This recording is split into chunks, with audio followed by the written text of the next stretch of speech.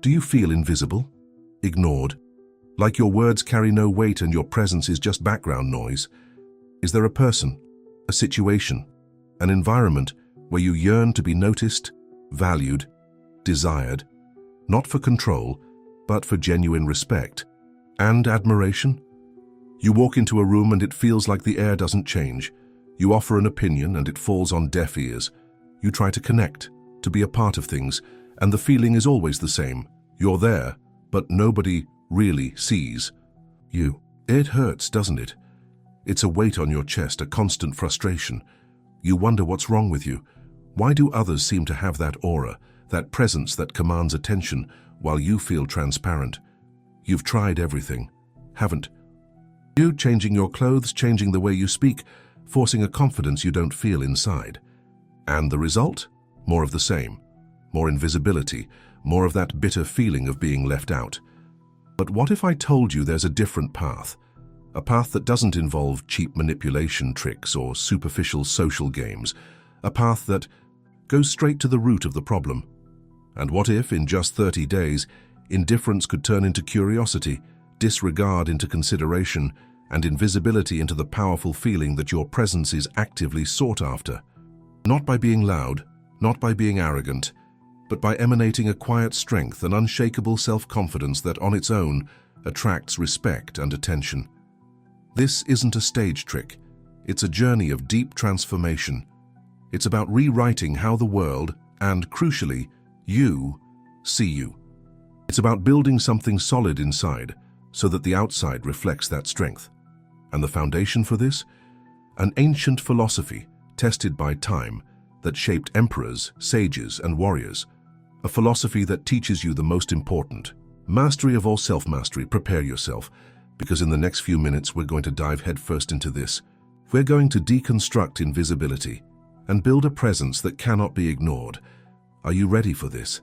The question isn't whether you want to be seen. The question is whether you're willing to do what it takes to become a person who cannot be ignored. The answer lies in the first step. First, the revolution of perception. Listen closely. The root of being ignored isn't, most of the time, in others. It's not because they're mean or because the world is conspiring against you. The root lies in your own relationship with control. Think about it. What do you do when you feel invisible? You try to force recognition. You change who you are to please others. You desperately seek external validation, like a castaway searching for land. You act as if others' approval is the oxygen you need to exist. And this need, this neediness, this constant attempt to control others' opinions is exactly what makes you less attractive, less interesting, and yes, more invisible. It's a cruel paradox, isn't it? The more you try to grasp it, the more it slips through your fingers. External validation is a ghost. You can never truly catch it, and the attempt consumes you. You spend a huge amount of energy trying to decipher what others want, shaping your words, your gestures, even your thoughts in the hope of finally fitting in, of finally being accepted. And meanwhile, you lose yourself. You become diluted. And something diluted is easy to ignore. It has no outline, no weight. The first major turning point, the insight that changes everything, is simple but devastatingly powerful. The only thing you control is your mind and your actions. Period. Everything else, others' opinions, external circumstances, your boss's mood, that person's interest, is outside your domain completely. Trying to control the uncontrollable is the source of your frustration, your anxiety, and yes, your apparent lack of impact. It's like trying to change the wind's direction by blowing against it. You exhaust yourself, get frustrated, and the wind keeps blowing wherever it wants. Stoic philosophy, this ancient wisdom, puts this at its center: the dichotomy of control.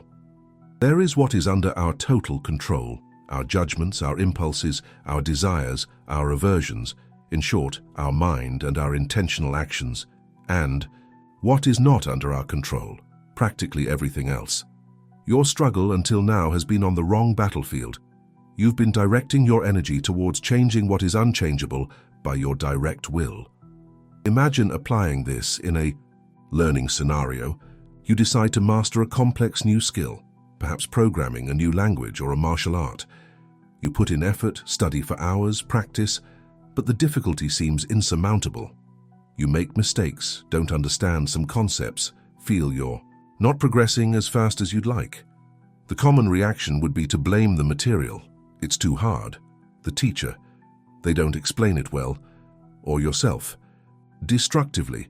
I'm stupid, I don't have a knack for this. All of this focuses on things that at that moment are outside your direct control, the inherent difficulty of the material, the teacher's teaching style, or a fixed and negative self-image. But what if you applied the dichotomy of control? You can't control the difficulty of the material. You can't control the teacher's teaching style. You can't control the initial speed of your progress compared to others. But you can control your dedication to daily study. You can control how many hours you dedicate to practicing. You can control your attitude towards mistakes, seeing them as failure or as feedback. You can control your persistence. The main battle, then, isn't to change the material, the teacher, or others' opinions about your talent. The battle is to master yourself, your procrastination, your impatience, your fear of making mistakes, your tendency to give up. How would you react upon realizing that the fight that truly matters, the fight that leads to mastery and, consequently, to recognition as a byproduct, not the main goal, isn't to change others, but to master yourself? This realization is the first shock. It's uncomfortable, because it takes away the excuse of blaming the outside. But it's incredibly liberating, because it gives you back your power, the power to focus your energy where it truly makes a difference. The initial 30-day period, this journey we're starting, requires a clear and non-negotiable rule: daily consistency, even in small steps. There's no point in wanting to change everything overnight. Real transformation is a process. It's brick by brick. And the first brick, the foundation, is the daily practice of shifting your focus back to what you control. In the first few days of this journey, maybe by day 3, you'll start using a simple tool. It could be a note-taking app on your phone, a spreadsheet, or even a physical notebook. The important thing is that it's something where you can track 15 minutes of Stoic practice per day. 15 minutes. Seems like a little, doesn't it? And that's a significant obstacle that will arise in your mind. Lack of time. Yes, you'll say you don't have 15 minutes. A lie. You have 15 minutes to scroll through feeds, to watch a useless video, to worry about what you can't control. The issue isn't lack of time, it's lack of priority. And the other limiting belief: 15 minutes are insufficient to change something as profound as your perception and how you are perceived. 15 minutes a day, consistently, is infinitely more powerful than a sporadic hour. It's repetition that engraves the new neural pathway. It's daily discipline that builds the inner fortress. In these first 15 minutes, the focus is on understanding the dichotomy of control in practice. Take a situation from your day where you felt frustrated, ignored, or anxious. Write it down. Now divide the elements of that situation into 2 columns: what was under my control and what was not under my control. Be brutally honest. What you felt isn't under your direct control.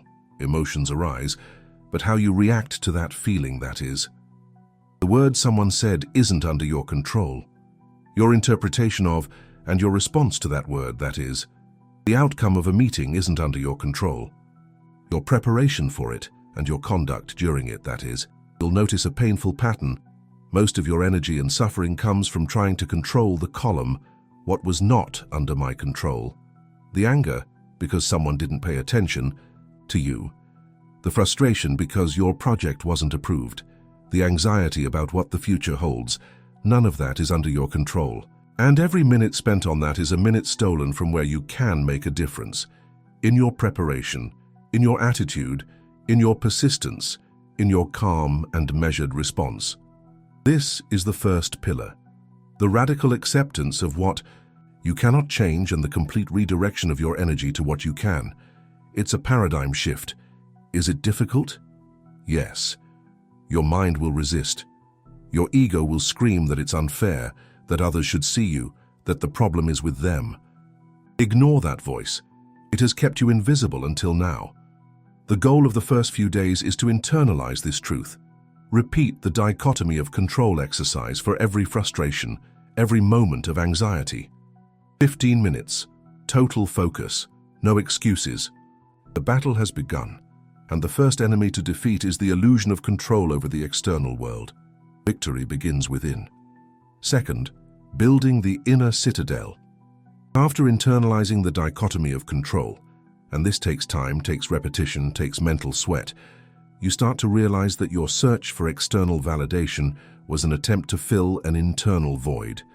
You felt invisible to others, because deep down, you felt invisible to yourself. You weren't giving yourself the value you sought, outside. And this is where we enter the second crucial phase of these 30 days, the building of your inner citadel. What is this citadel? It's your mental and emotional fortress. It's the place within you that is impregnable to others' opinions, to adverse circumstances, to the ups and downs of life. It's your center of calm, strength, and self-sufficiency. Stoic philosophy speaks a lot about this, not as isolation, but as the building of a solid character. And a solid character is built upon virtues. The Stoics spoke of 4 cardinal virtues. Wisdom, the ability to discern what is good, bad, and indifferent, to make rational judgments. Justice, treating others with fairness and kindness. Courage, facing fear, pain, and adversity with resilience. And temperance, self-control, moderation, discipline over your desires and impulses. Why are virtues the foundation of the inner citadel? Because virtues are the only things that are entirely under your control. You can lose your money, your job, your health, your relationships. All of that is in the "what is not under my control" column. But you can never lose your character unless you choose to abandon it. Your honesty, your discipline, your courage, your justice, these are inalienable properties of your soul. And it's the cultivation of these virtues that gives you intrinsic worth. A value that doesn't depend on how much money you have, how popular you are, or what that specific person thinks of you. In this phase of the 30-day journey, the focus of your daily 15 minutes, or perhaps by now you're already dedicating 20 or 30, realizing the power of this, shifts. It's no longer just about the dichotomy of control, although that continues to be the lens through which you see the world. Now, it's about reflecting on and practicing the virtues. How? Jot down 1 virtue per day or per week. Wisdom. Where, in your day, did you act without wisdom, driven by emotion or a hasty judgment? Where could you have paused, reflected, sought the truth before acting? Write down a situation and how you could have acted with more wisdom. Justice. Where were you unfair to yourself or others? Where could you have shown more empathy, more fairness? Write it down and plan a just action for the next day. Courage. Where did you give in to fear? Fear of speaking up, fear of acting, fear of being judged. What small, courageous step can you take today? It could be as simple as expressing a genuine opinion in a conversation, even if it's unpopular. Temperance. Where were you dominated by a desire or impulse? Overeating, overspending, reacting with anger, procrastinating. How can you exercise self-mastery in that moment? This daily reflection, this auditing of your own character, is uncomfortable. You will confront your flaws, your weaknesses. It will hurt, but it is in this confrontation that strength is born. It's like working out a muscle. You break down old fibers so that new, stronger ones can grow. The inner citadel isn't built by avoiding pain, but by going through it. It's built by recognizing your imperfections and actively working to improve, not to be perfect in others' eyes, but to be whole in your own eyes. The obstacle in this phase is discouragement. You will slip up. There will be days when laziness defeats discipline, when anger overcomes temperance, when fear paralyzes courage. This is normal. Don't beat yourself up. Philosophy isn't a whip, it's a guide. The important thing is consistency over time, not perfection in every moment. If you failed today, that's okay. Start again tomorrow. The daily 15 to 30 minutes are your safe harbor, your moment to recalibrate, to remember who you are becoming. As you build this citadel, something fascinating starts to happen, almost imperceptibly.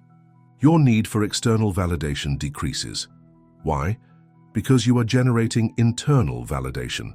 You know your worth, not because someone said so, but because you are actively building it through your actions, your character. You become less reactive. Negative opinions hurt less because your security doesn't depend on them. Compliments don't go to your head because your worth doesn't come from them. You develop a calm, a serenity that is rare. And this calm, this quiet self-sufficiency is magnetic. People are drawn to it, they respect it. It's the difference between the person who shouts for attention and the person whose quietness commands the room. You are learning to be the latter. It's a process. It takes time for this inner strength to start showing through naturally, but it does show through in the way you speak, with more conviction, less hesitation, in the way you carry yourself, with better posture, less shrinking, in the way you handle challenges, with more resilience, less panic. You are becoming more substantial, and something substantial cannot be invisible. It's taking shape, gaining substance. The citadel is being built brick by brick, virtue by virtue. Keep going. Don't stop. The freedom from external validation is on the other side of this effort. The presence you desire begins with the presence you build within yourself. Third, projecting authentic presence. With the dichotomy of control internalized and the building of your inner citadel underway, you reach a crucial phase. How does this internal transformation manifest in the external world? How does this new quiet strength, this self-sufficiency, translate into being seen, heard, and respected? Remember, the goal isn't to manipulate others' perception, but to express who you have become. Authenticity born of inner strength is irresistible. The first thing that changes is your energy. The desperate need to please, the anxiety about being judged, the frustration of feeling invisible. All of this drains a colossal amount of mental and emotional energy. When you release this burden, redirecting your focus to what you control and building your internal worth, that energy is freed up. You feel lighter, more present in the moment, less caught in the gears of your own mind. And this different energy is felt by others even if they can't explain what it is. You emanate calm instead of neediness, confidence instead of insecurity, purpose instead of drifting. Your communication changes dramatically. You no longer need to fill the silence with empty words to feel noticed. You no longer need to exaggerate or invent things to seem interesting. You speak when you have something to say that adds value, whether it's an observation, a perceptive question, or a genuine opinion. And when you speak with conviction, because your words come from a place of internal integrity, not from an attempt to please. You learn the power of active listening. Instead of just waiting for your turn to speak, you truly listen, seeking to understand. This shows respect and makes your interactions more meaningful. You don't need to have the last word. You don't need to always be right. Your security doesn't depend on that. You can listen, consider, and respond thoughtfully or even with respectful silence. This confident quietness is far more impactful than any torrent of words. Your body language also transforms. Insecurity makes you shrink, avoid eye contact, occupy less physical space. Inner strength invites you to do the opposite. You sit or stand with better posture. You maintain eye contact, not aggressively, but in a present and attentive way. Your gestures are more deliberate, less nervous. You occupy your space not arrogantly, but with the naturalness of someone who knows they have the right to be there. This open and confident body language sends a clear signal to the world. I am secure. I am present. I deserve to be here. And the world almost unconsciously responds to that signal. Let's put this into practical scenarios. In a work meeting. Before, you might have stayed quiet, afraid of saying something wrong or spoken softly, hoping not to be noticed. Now you listen attentively. When you have a relevant contribution, you present it clearly and concisely. It doesn't have to be the most brilliant idea in the world, just your genuine and thoughtful contribution. And after speaking, you don't withdraw, you don't ruminate about what you said. You remain present, listening to others. Your calm and clarity stand out amidst the chaos or indecision. In a social interaction, instead of trying to be the center of attention with forced jokes or exaggerated stories, you engage in genuine conversations. You ask interesting questions, listen to the answers, share something authentic about yourself without needing to impress. Your presence is relaxed, attentive. People feel comfortable around you. They feel they are interacting with a real person, not a facade. And in that specific situation, with that person where you felt the most invisible, the dynamic starts to change. You don't approach them with the energy of someone who needs something, validation, attention. You approach them with the calm of someone who is simply being themselves. You speak to them as you would speak to anyone else, with respect, but without subservience. You don't seek approval in their eyes. And it is exactly this lack of seeking that flips the script. Your calm indifference to their opinion, not indifference to them as a person, but indifference to the need for their approval, makes them curious. They no longer have the power to define you with their indifference because you have already defined yourself. The first signs that the transformation is happening are subtle. Someone seeks you out to ask for your opinion. A co-worker includes you in an important conversation. That person looks at you for an extra moment with an expression of curiosity or respect. Someone comments that you seem more centered or confident. Don't expect fireworks. Deep transformation manifests in small daily changes in how others respond to you. But these small changes add up. This isn't a performance. It's not about putting on a mask of confidence. It's about genuine confidence that blossoms from within, from the certainty that you are acting in accordance with your highest values, that you are in control of what truly matters, your character and your actions. It is radical authenticity. And in today's world full of facades and superficialities, radical authenticity is a superpower. People recognize it, they admire it, they are drawn to it. You're in the middle of this journey now. You've already passed the first obstacles, felt the first discomforts, and maybe even the first glimpses of this new presence. If you've made it this far, it's because this message resonates with you. It's because you are committed to leaving invisibility behind and building something real. Show the algorithm you're serious. Show that this journey is worth it. Hit that like button on this video right now. A like is a commitment. It's saying, I'm in, I'm building my citadel, I'm projecting my presence. And if you want to continue this journey, deepen this transformation, understand every step, every obstacle and how to overcome it, then you need to subscribe to the channel. Hit the notification bell so you don't miss the next insights, the next practical steps. And tell me in the comments, what was the most powerful insight for you so far? What resonated the most? Your interaction helps the channel, yes, but more importantly, it solidifies your own commitment. It makes you visible to yourself and to a community that is on the same journey. Do that now. Like, subscribe, comment. It's part of the process. It's part of taking action. Fourth, sustaining the momentum. 30 days. It's a powerful amount of time. Enough time to plant seeds, to start an internal revolution, to begin seeing the first fruits of your discipline and your focus. But 30 days are not the end of the journey. They are the beginning. The inner citadel isn't built in a month and then abandoned. The virtues aren't practiced for 30 days and then forgotten. The dichotomy of control isn't a temporary tool. All of this is the foundation of a new way of life. It's the foundation for a presence that isn't a trick, but a constant expression of who you are. Sustaining the momentum is perhaps the greatest challenge. The novelty wears off. The initial excitement fades. Life, with its routines and pressures, tries to pull you back into old patterns. The temptation to go back to seeking external validation, to shrink from fear, to give in to laziness, will appear. And it will appear strongly. This is where many stop. This is where most give up. But you are not the majority. You started this journey because you felt the pain of invisibility and desired something deeper. Now you have the tools.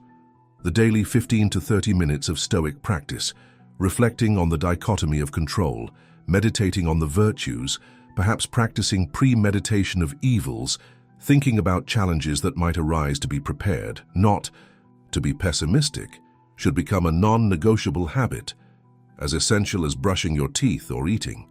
It's your daily mental workout. It's the maintenance of your citadel. There will be days when it's difficult, days when you're tired, stressed, unmotivated. On those days, the 15 minutes are even more important. Don't skip them. Do them even when you don't feel like it. Discipline in difficult moments is what forges true resilience. It's easy to be disciplined when you're motivated. The real test is being disciplined when motivation is gone and only commitment remains. And the inevitable setbacks? Yes, they will come. There will be days when you feel invisible again. Someone will make a rude comment. An idea of yours will be ignored. That person won't give you the attention you might old habits still yearn for. In those moments, frustration and doubt will return. The old voice in your head will say, "See? It didn't help at all. You're still the same. You're still invisible." This is where you apply everything you've learned. Acknowledge the emotion, the pain, the anger, the disappointment. Don't suppress it, but don't identify with it. Remember the dichotomy of control. The other person's action is outside your domain. Your reaction, however, is breathe. Return to your citadel. What do the virtues teach you about this situation? Wisdom to analyze what really happened without distortion. Courage to feel the pain without falling apart. Temperance not to react impulsively or destructively. Justice not to judge yourself or the other person cruelly. Use these setbacks as opportunities for learning and strengthening. Every time you apply Stoic principles in the face of adversity, your citadel grows stronger. Your resilience increases. You prove to yourself that you have the tools to navigate the storms of life without losing your center. The benefits of sustaining this way of life go far beyond being seen. They manifest in all areas of your life. Your relationships become more authentic, based on mutual respect and honesty, not on neediness or manipulation. Your performance at work or in your studies improves, not because you seek recognition, but because you focus on the excellence of your actions, what is under your control. Your peace of mind increases dramatically because you are no longer at the mercy of the whims of the external world. And yes, as a natural byproduct of all this strength and authenticity, your presence becomes undeniable. You attract respect. You attract opportunities. You attract people who value depth and integrity. Remember the question at the beginning? Did you feel invisible, ignored? Think about how you feel now after walking this path, even if just for 30 days and glimpsing what comes next. The insecurity has decreased. The need for external validation has lost its power. Frustration has given way to a sense of purpose and internal control. You are no longer drifting. You are in command of your own ship, navigating based on your internal compass, your virtues and your reason, instead of being carried away by the waves of others' opinions. The feeling of being sought after doesn't come from gimmicks, but from being a person of value, a person with something real to offer, a person whose presence is solid and reliable. It's the difference between being an echo and being the voice. You are becoming the voice of reason, of courage, of justice, of temperance, the voice of your own authenticity. The path doesn't end here. It's a lifelong practice. There will always be room to grow, to learn, to deepen your understanding and application of these principles. But the 30 days were the catalyst. They proved to you that change is possible, that you have the power to achieve it, and that the reward, inner freedom and authentic presence is worth every minute of effort. Keep practicing, keep reflecting, keep acting in accordance with your virtues. Keep focusing on what you control. Keep building your citadel. The world needs people with this quiet strength, with this unshakable integrity. The world needs your authentic presence. And now you know how to build it. You have the map, you have the tools. The journey continues, and every day you become stronger, more present, more undeniably you. And being undeniably you is the most powerful way to be seen. Go forth. The invisibility is over. Your presence begins now.